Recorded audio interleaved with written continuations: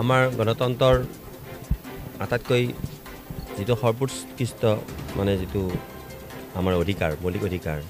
এই মৌলিক অধিকাৰ সাব্যস্ত কৰিবৰ কাৰণে আমাৰ নিৰ্বাচনেই হৈছে এটা উত্তম পথ আৰু সেই নিৰ্বাচনৰ আটাইতকৈ গুৰুত্বপূৰ্ণ নিৰ্বাচনটোৱেই হৈছে আমাৰ গ্ৰাম্য চৰকাৰ পঞ্চায়তৰ আৰু মোৰ দৃঢ় বিশ্বাস যে আমাৰ চিপাঝাৰবাসীয়ে শান্তি সম্প্ৰীতিৰে উৎকৃষ্ট নিদৰ্শন আগবঢ়াই আছে নিৰ্বাচনৰ ক্ষেত্ৰত এইবাৰো আৰু অধিক শক্তিশালীভাৱে গণতন্ত্ৰৰ যিটো আমাৰ মৰ্যাদা সেই মৰ্যাদাৰ ৰক্ষাৰ বাবে যি ধৰণে প্ৰতি বছৰে চিপাঝাৰে পথ দেখুৱাই আছে এইবাৰো সমগ্ৰ অসমৰ ভিতৰতেই চিপাঝাৰে পথ দেখুৱাব শান্তিপূৰ্ণভাৱে নিৰ্বাচন অনুষ্ঠিত হ'ব আৰু তাৰ কাৰণে মই আপোনালোকৰ মাধ্যমেৰে আমাৰ সকলো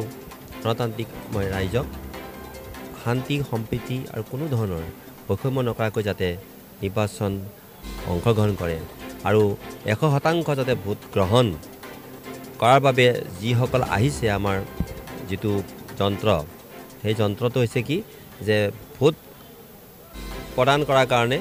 গোটেই প্ৰশাসনটো যিহেতু সুন্দৰভাৱে এটা নিয়ন্ত্ৰিত পৰিৱেশৰ সৃষ্টি কৰিছে তাত আমাৰ সকলো ৰাইজে যাতে ভোটদানতকৈ গুৰুত্বপূৰ্ণ আৰু বিশেষ মৌলিক অধিকাৰ একো নাই সেইটোৱে হৈছে গণতান্ত্ৰিক শক্তিটোৰ আটাইতকৈ ডাঙৰ অধিকাৰ গতিকে সেই অধিকাৰ সাব্যস্ত কৰিবৰ কাৰণে মই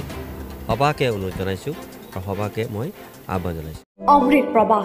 অসমীয়া সাপ্তাহিক কাকতৰ ডিজিটেল সংস্কৰণ অমৃত নিউজ সত্যৰ সন্ধানত অমৃত নিউজ